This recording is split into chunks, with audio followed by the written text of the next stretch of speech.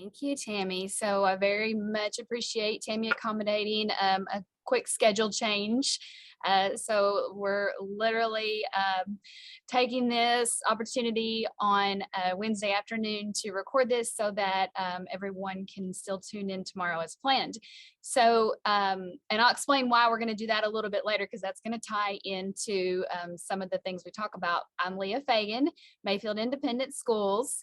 And in the previous Zoom, we were discussing the tornado that impacted our region, not just Mayfield, but our region on December 10th and caused extensive damage throughout the state of Kentucky. These are a couple of food service directors, and they have came from neighboring counties once we got into the process of disaster relief.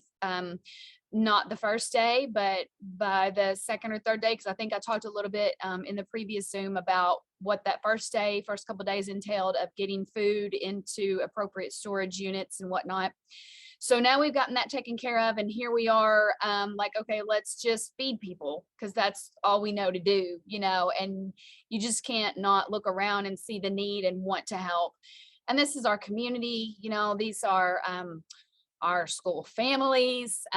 So it's really difficult, to just see that they've lost everything and that the ones that are remaining in their homes are without power, without water, and very much fearful of the unknown, as anyone would be. And of course, you also have to remember that many of those families that were able to survive heard the tornado, felt the winds, and very much had that experience. So one of the neighboring counties, the food service director, actually her husband and her have a business, and part of that business is a food truck. So they brought that. And our state representative actually was kind of coordinating food trucks at the time, and just randomly, I guess they were probably the quickest here because they were just a couple counties over. So they put them right in the city center at the Court Square, which made it wonderful because that was also one of our summer meal sites. So therefore, kids that previously who were still in the area, who didn't lose their homes, could walk there. And if you've ever been through the aftermath of a tornado, you'll understand that sometimes one house is completely demolished and the next house is untouched. So that's just sometimes the path of a tornado. So we still had people that could walk here. So we started funneling all of our donated food. It was amazing to me how much food was just coming in from everywhere. And if you want to go on to the next slide, so you'll kind of see we have a makeshift serving line set up there. Of course, they would never do this if they pulled a food truck into any other location for general, festivals and things like that.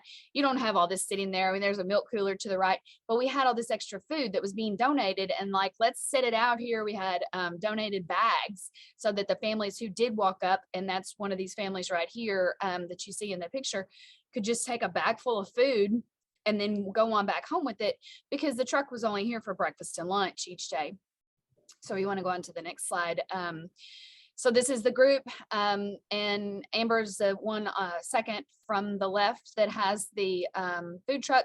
And then US Foods kindly brought in a truck to set there. That's our city hall behind the US Foods truck.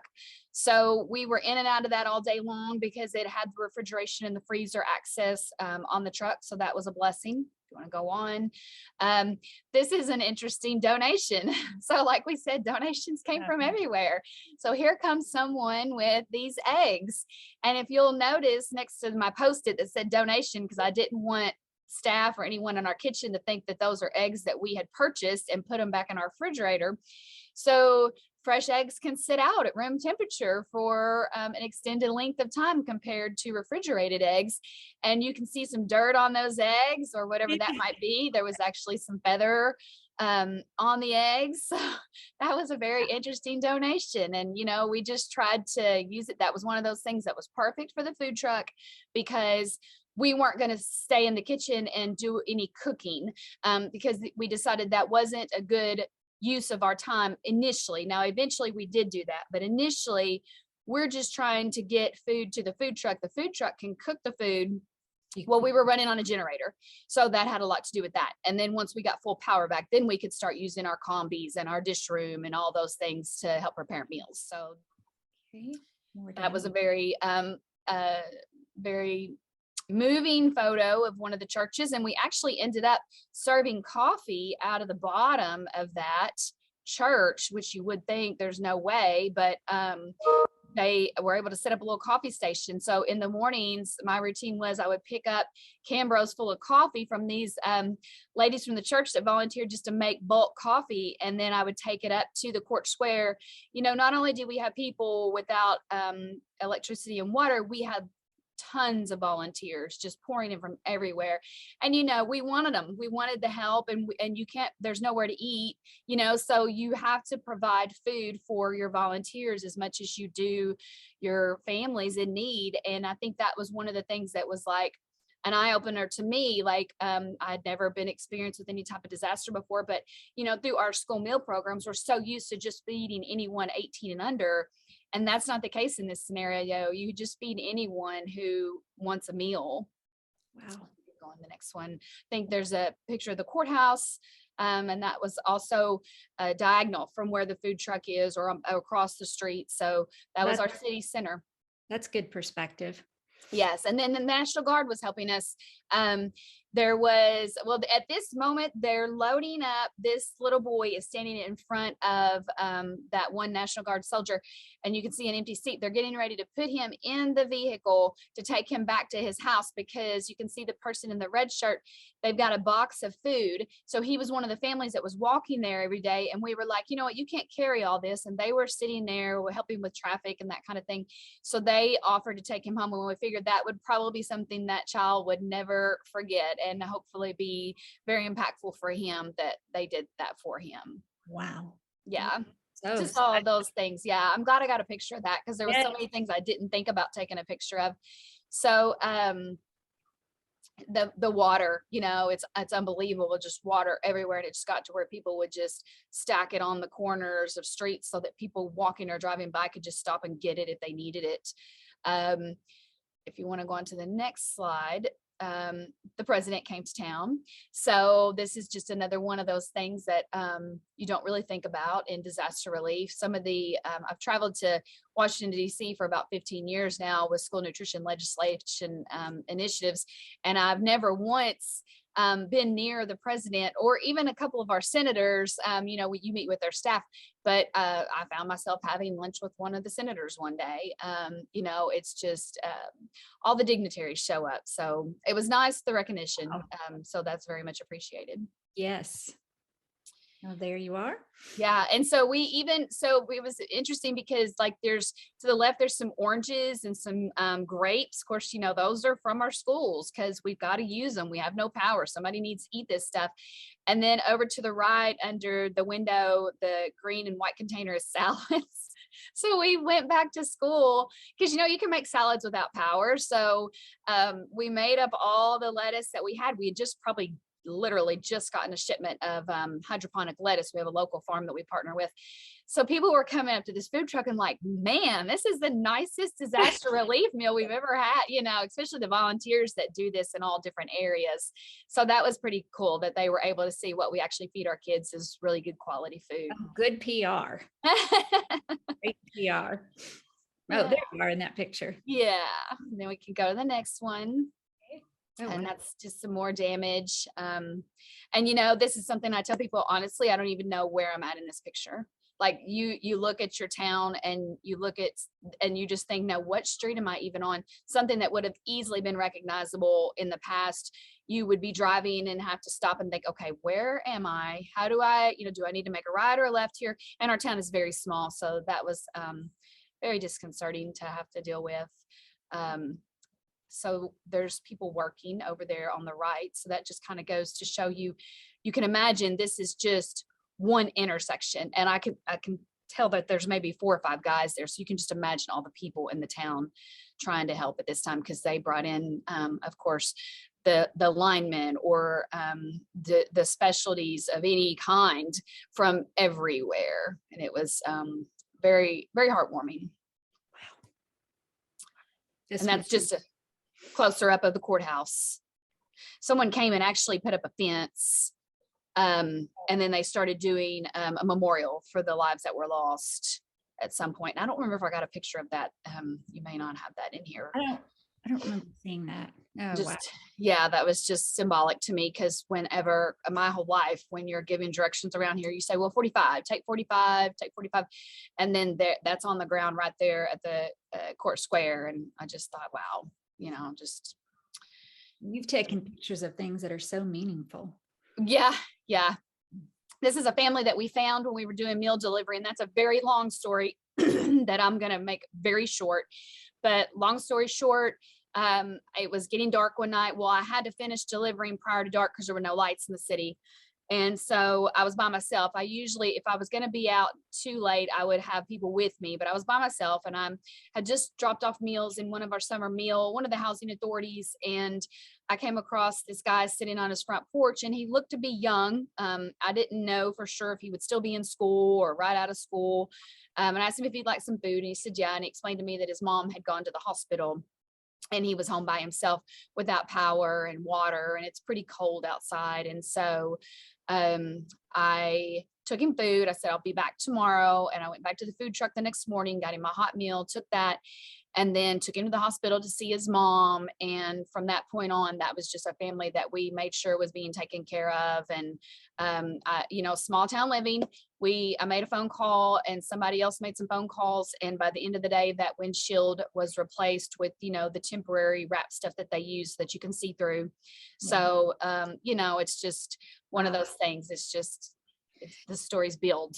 Small town, but also who you all are, and what you do. Yeah. And we probably do have about 5 minutes. Okay. I'm not going to cut you off. If this one goes longer, it just does. So industry very much showed up in so many ways. Donations, of course, and then their assistance. So Lori Madeline with Riches came in one day and helped prepare and helped serve food up at the food truck. And that was the thing. People kept wanting to volunteer. Well, you couldn't bring people into your kitchen that had never been in a kitchen before. Wow. There's just too much equipment. And then at the food truck, they needed people who knew their way around food service. So, my friends that, worked in other areas couldn't understand why I wasn't just including them in this. And I was like, it's just so hard, because then you spend all your time trying to train someone that you're not getting anything accomplished. So we were very thankful for our school nutrition professionals, and then our industry professionals that came in to help, because that was a big help. That's amazing. Oh, so yeah, just took some vegetables there and made a nice little stir fry with some potatoes and green peppers and onions that we had that needed to be used. And those two ladies, that's Mackenzie and Morgan, and they work, Mackenzie works in my office, and then Morgan works at the high school. So they were right with me every step of the way. I was often having to force them to go home in the evenings, be with your family, because keep in mind, by this point, it is Christmas. So, you realize people need a little bit of a break there to have time with their families. So it was always just hard to leave, because there was always so much need, and we just wanted to keep going. Yes, of course. So there's lunch with Rand Paul. And that was just one of those meetings that thankfully, and this is where I'm going to tie in the legislative efforts, which is perfect.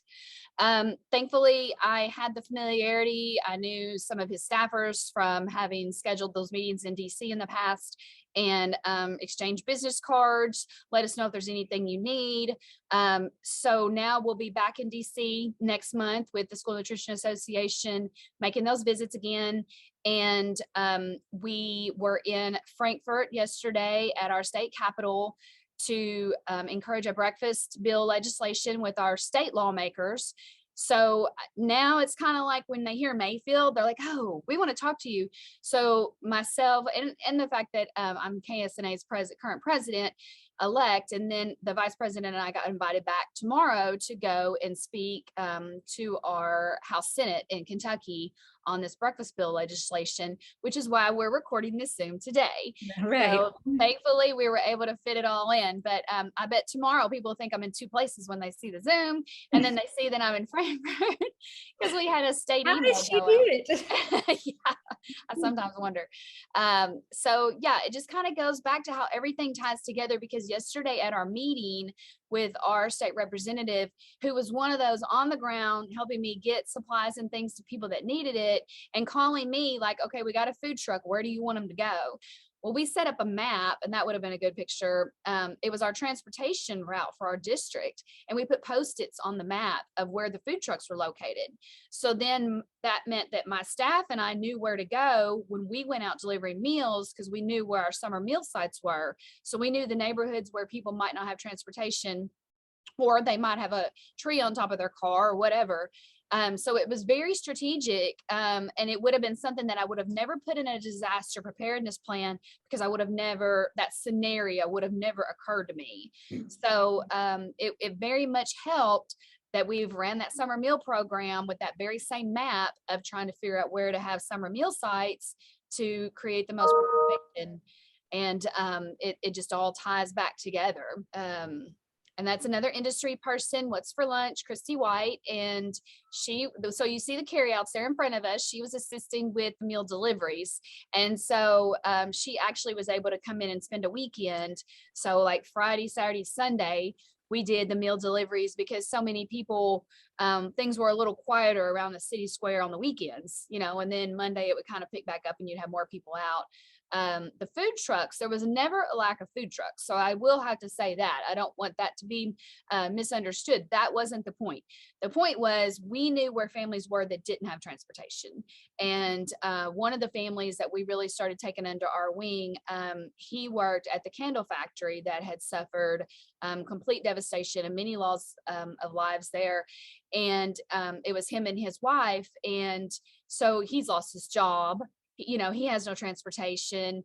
They were relying on us for basic needs, not just food. They would be like, okay, well, we need batteries and we need an extension cord. They were able to get a generator. Well, we need an extension cord. So that was one of the things that our state representative, Richard Heath, helped me with, and got them an extension cord and hooked it up for them. And I just kept trying to say to people when they would say, well, so-and-so needs this, I'd say, I'm focusing on food, because there's only so much you can do. And if you try to, it could be never ending. It is. And so then to do it all, but yeah. And so then we knew that Family Resources and some other people in the district were focusing on clothes. So we were able to kind of direct any need for clothing that direction. And we were kind of keeping lists. And I can remember one time I was at a home and I picked up my phone and just pinged my location, because I didn't have time to write down the address and whatever, come back to this place, remember this place, because there's extreme need here. And there's some really great stories about all the ways we were able to meet some needs just randomly, just by being out in those neighborhoods and knowing where to go. There was one in the early days where we were driving by and we drove real slow and just kind of looking for activity around the homes, because there's still no power, no electricity, no water. So you would listen for generators. That was one clue that we would, and that was, again, something you would never find in a disaster preparedness manual. Drive around and listen for generators, and that's how you know where people might be, Mm-hmm. So it was myself and Mackenzie, and we were just driving real slow, and I saw a head pop up in a car. And I was like, I think there's somebody in that car. So I go back and walk up to the car, and it's a mom and about a 3-year-old in their car with their car running, trying to stay warm. And so then we, made a note of that location, and we went back every day, until they said, we're good. Electricity came back on, somebody else brought us fuel for the car or whatever, because their car was drivable. Then those people could then help themselves. They could go to the food trucks and get food, but you had to get to that point first. It didn't happen that quickly. No, there's a few more. That was one of our meal delivery crews. So on the far left is a food service director, and then Christy with What's for Lunch. And in the middle is one of my best friend's sons, who, we kept saying, you're the muscles of the weekend. He was on the weekend shift that weekend. And so thankfully he did all the heavy lifting, because we were getting pretty tired. Oh my gosh. And then the far right is Penny Holt, and she is one of my longtime mentors. She was a food service director in my district when I was in elementary school. Not sure she always loves me telling that, which reflects, but you know what? I might not be here today if I hadn't met Penny Holt when I was a kid, because she really inspired me, and she is still one of my dearest and closest friends. That's a great picture of the van and how we would set up that for delivery, we had to be strategic. This is our van that we originally bought to use for summer meals or when we travel to conferences. And then it became, I kept calling it our mobile feeding unit. And I would always have food in there at shelf stable stuff. When I didn't have hot meals, I would have, and if I saw anyone that I thought might need a meal, I would stop and ask them. And I have my name badge on. So that gave people that comfort level of like this person in a van trying to give us food, you know. So that always helped also. Or if they were kids, or, and you know, we have a lot of people, a large Hispanic community. So the kids, I could say, tell your mom I'm with the schools, and they would translate that.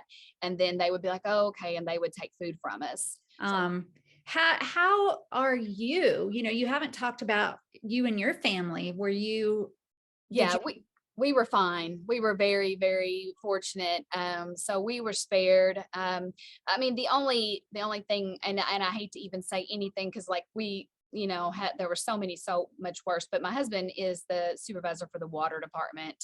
So for the city of Mayfield, well, it's actually encompasses the county, the majority of our county, which we have a very large county in Graves County in Kentucky. And so he worked nonstop. Like he had from December 10th to probably January 5th, he had maybe Christmas Day off, and that was it. And he was just, I mean, we were both exhausted, and just the mental and emotional aspect of what we were seeing every day. Because he's like me, he was in the homes, he was going up there to check water meters, he was seeing these children and these families, you know, sheltering in place. And he's a very you know, loving person, and you know, it spoke to his heart too. And so we would come home at night and really just kind of have to decompress and regroup, and remember that, you know, we're doing all we can to help, and that's all we can continue to do, you know. To you, but thank you for all that you do. Thank you for all that everybody in your team, in your city, and your everything. Just thank you. You're welcome. Thank you for your time.